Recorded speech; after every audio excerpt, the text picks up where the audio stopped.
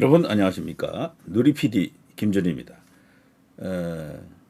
김상욱이라고요. 김상욱 국회의원. 이번에 국회의원이 되기 전에는 뭐 인지도가 거의 없었던 인물이고 어쩌어쩌 하다가 이제 공천을 받았고요. 울산에서 이제 당선이 됐죠. 지역 기반 자체가 현재 완전히 붕괴됐다라고 하더라고요. 충격 근황인데 인생 완전 뭐 쫄딱 망했다. 패가 망신 상황이다. 이 정도입니다. 울산이라고 하는 곳이 말이죠. 거기 이제 지역구에 따라서 다소 이제 반반 지역이 이제 있긴 하지만 대체적으로는 보수 성향이 이제 강세 지역인데 거기서 급대가리 없이 설치다가 이제 완전히 이제 정치 생명이 끊긴 것 같은데요.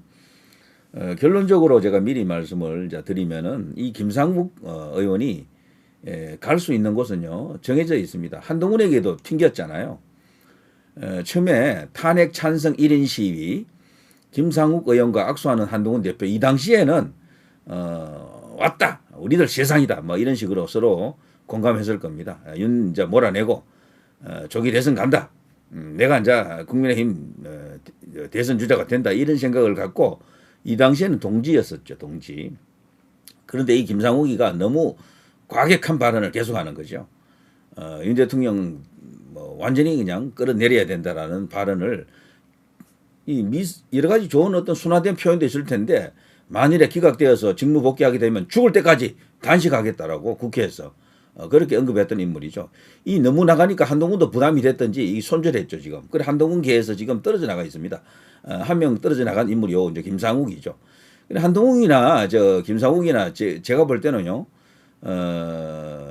이념 성향이나 정치 성향은 거의 같다라고 봅니다. 판박이라고 생각합니다. 그러나 한동훈은 눈치를 살피는 거죠. 범보수 메인스트림이 워낙 거부감이 크죠. 이 김상욱에게. 그리고 본인에게도 거부감이 어마어마하게 크고 그것을 조금 순화시키려고 약간은 거기서 원파인터 후퇴를 했던 거죠. 그렇지만 그것은 거의 전술적인 후퇴고요. 전략은 바뀌지 않았다라고 봐야 되겠죠. 만일에 이 김상욱이가 다시 정치를 할 수 있다고 하면요. 한동훈 쪽으로 나중에 다시 붙을 가능성은 저는 있다고 봅니다. 어느 때가 오면은 이 둘이 다시 한 서클 속에서 뭐 이런저런 짓을 할 가능성이 크다. 만일에 여기가 아니면은 이쪽에 가겠죠. 이쪽에. 갈 수 있는 곳이 여기밖에 없죠. 반갑게 인사 나누는 김상욱, 이준석. 이 둘은 또 어떤 면에서는 또 통할 수 있는 그런 지점이 있는데 다만 김상욱 입장에서는 스타일로 봐서는 이 이준석보다는 한동훈이 자기에게 맞겠죠. 한동훈 쪽으로 다시 돌아가려고 뭐 오매불망하더라고요. 노골적으로 막 그냥 추파를 던지고 이러던데 왜냐하면 자기 정치적 뿌리가 끊겼다라고 보는 것 같아요. 자기에게 공천을 주고 국회의원 만들어준 사람 그리고 뭐 기본적으로 노선이나 성향이 좀 닮았다, 비슷하다라고 이제 보기 때문에 거기에 자신을 의탁하려고 하는데 한동훈은 지금 지코가 석자니까 이제 밀어내는 거죠. 오지 마, 오지 마. 자, 그 경우에 나중에 도저히 어떻게 혼자서는 정치 못하니까요. 간다면은 결국 이제 이런 정도가 아니겠느냐. 이 김상욱은 과거에도 이런 배신자들이 많았지만 뭐 김무성이나 유승민 같은 이런 거물이 아니잖아요.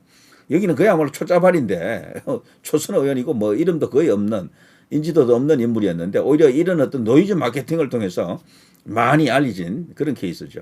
자, 김상욱이가 요즘 어떤 상황에 있는가 하고 제가 한번 검색을 해보니까요. 아니나 다를까 지금 언론에 나가서 계속해서 이 내부 총질을 하고 있습니다. 트로이 목마나 다름없어요. 이재명 무죄는 이미 결론 나 있었다. 이제 이런 이야기. 소위 이제 보수 안에 있다라고 하면서 이런 발언하는 사람들이 들어 있죠. 그래서 그 중에 이 가장 강한 톤으로 이재명 무죄에 이렇게 힘을 실어주고 있습니다. 김상욱 여전히 한동훈 짝사랑 목도리도 걸어주신 감사한 분이다라면서 나를 불러주세요라고 지금 오매불망하고 있습니다. 그렇지만 한동훈은 도저히 지금 김상욱 현 시점에서는 이제 이렇게 손을 잡아줄 수가 없겠죠. 김상욱 여전히 한동훈 지지한다. 윤 기각 시 큰 갈등, 명유재 씨 후보 교체될 수도 있다. 친한계에 손절당한 김상욱 짝사랑이지만 여전히 한동훈. 자, 이런 뉴스가 나갔었고요.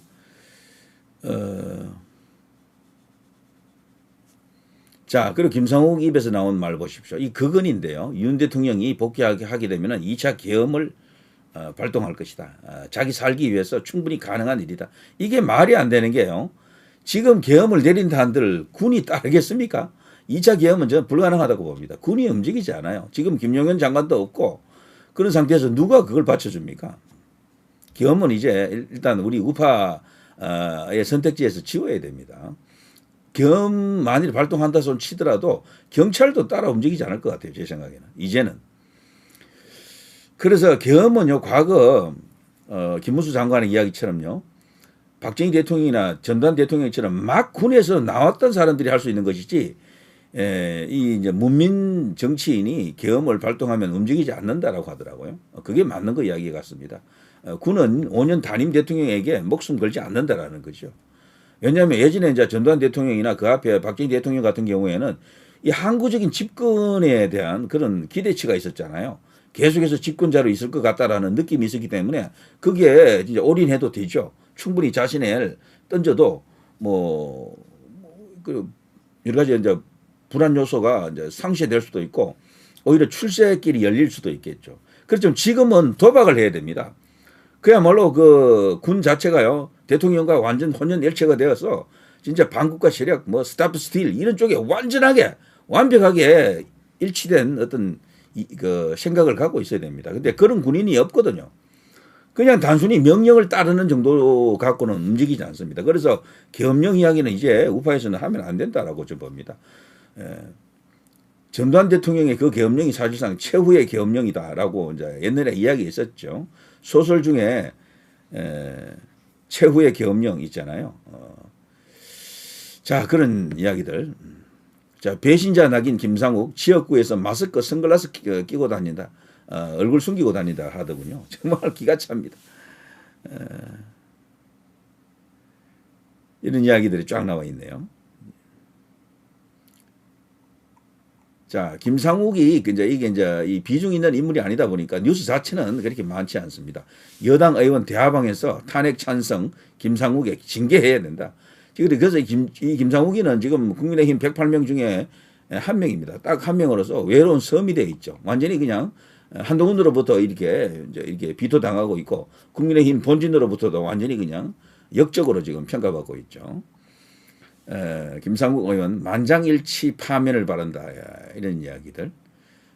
자, 이런데도 불구하고 국민의힘이 이번에 이 친구를 징계를 못했던 것은 탄핵 국면이 너무도 엄중해서 말이죠. 이것이 또 이렇게 중도층에 혹여 어떤 나쁜 영향을 줄까 하는 그런 어떤 부담도 있었던 것 같아요. 그래서 저 손 봐야 되는데 징계해야 되는데라는 그런 여론은 있지만 실행에 옮기지 못하고 있다 이렇게 보여집니다. 자, 여기 있네요. 윤 탄핵 기각되면 국회에서 죽을 때까지 단식 투쟁한다. 와, 해도 너무하지 않습니까? 어떻게 이렇게까지 반윤 정신이랄까고 할까요? 윤 대통령과 이렇게 척을 지는 발언을 할 수가 있습니까? 도대체 이 김상욱이가 원하는 그림, 정치란 어떤 것일까요? 그러면서도 민주당하고는 자기는 또 안 맞대. 자기는 좌파는 아니다라고 합니다. 그러니까 궤변처럼 들릴 수도 있고 어쨌거나 이게 지금 김상욱이죠. 지금 김상욱 현재 말이죠. 완전히 망한 이야기 여러분 다 아시겠습니다만 완전히 정치적 기반이 사회적 기반이 붕괴됐다라고 합니다. 원래 거기서 변호사 생활을 했잖아요. 그 어떤 기반도 무너졌다라고 합니다. 그 지역구에서 말이죠. 목욕탕에 가게 되면 당신이 이 목욕탕 왜 왔나? 광주 목욕탕으로 가라 이런 말까지 듣고 있다. 그야말로 폐가망신 그 자체가 됐다라고 합니다. 그렇지만 이 사람이 계속해서 지금 떠들고 있는 게 당론하고는 자기가 맞섰지만 반대였지만 당헌을 보면 자기가 맞다라고 지금도 강변하고 있죠. 그러면서 속이 다 문드러졌습니다. 후뇌가 거의 다 해체됐습니다. 제가 완벽한 배신자로 낙인이 찍혀가지고 끝장났습니다. 스스로 실토하고 있네요. 그래서 울산에서는 맨 얼굴로는 못 돌아다닙니다. 선글라스와 마스크를 착용하고 얼굴을 숨기고 다니고 있다라고 하네요. 정말 비상계엄에 대해서도 이런 말을 했네요. 비상계엄은 반헌법적, 반보수적, 반민주적인 행위다. 이런 어떤 생각을 갖고 있습니다. 그야말로 앞뒤가 꽉 막힌 사람 같습니다. 약간 꼴통기가 있어요. 제가 볼 때는 꼴통. 꼴통이 있잖아요. 좌파에도 꼴통이 있지만 보수에도 꼴통이 있고 중도에도 꼴통이 있습니다. 꼴통은 공통이에요. 가령 이런 거 있습니다. 꼴통이 아니면요 우파 좌파끼리도 말이 돼요. 대화가 됩니다. 근데 꼴통은 우파끼리도 이 대화가 안 돼요. 딱 일치하면 되는데 근데 그게 일치할 가능성이 없잖아요. 정치는 이야기하다 보면은 형제 간에도 친구 간에도 나중에 다 갈라지게 되어 있습니다. 생각이 다 같지가 않아요. 수없이 많은 이슈가 터지고 뭐 이렇게 어떤 상황이 벌어지면요 그때마다 똑같은 입장이 되기가 어려워요. 정치는. 그래서 큰 줄기가 맞으면 같이 가는 겁니다. 그런데 이 꼴통들은 안 돼요. 대화가 안 됩니다. 그래서 일단 마음을 여는 그것은 기본적으로 갖고 있어야 될 것 같습니다. 정치적인 어떤 판단을 할 때 한 가지만 딱 갖고 있는 사람들이 있어요. 생각을. 그거는 꼴통이죠. 사실은. 여러 가지 어떤 다양한 어떤 그런 가능성에 대한 생각도 좀 갖고 있어야 되고 문도 좀 열어줘야 됩니다. 생각의 문을 완전히 닫아놓고 오로지 자기 이야기만 하고 한 가지 생각만 갖고 있는 사람을 꼴통이라 그러죠. 예전에는 보수 쪽이 꼴통이 많았다 그러는데 요즘은 좌파에도 꼴통이 엄청나게 많습니다. 꼴통끼리는 지들끼리도 안 통하지만 같은 편끼리도 안 통해요. 꼴통은. 자, 이게 이 김상욱이가 그런 느낌이 듭니다. 탄핵 찬성한 데 대해서 자기가 태어나서 가장 잘한 일이다. 자랑스럽다. 이렇게 지금 떠들고 있죠. 아직도. 100번 돌아가도 똑같은 선택을 할 수 있다.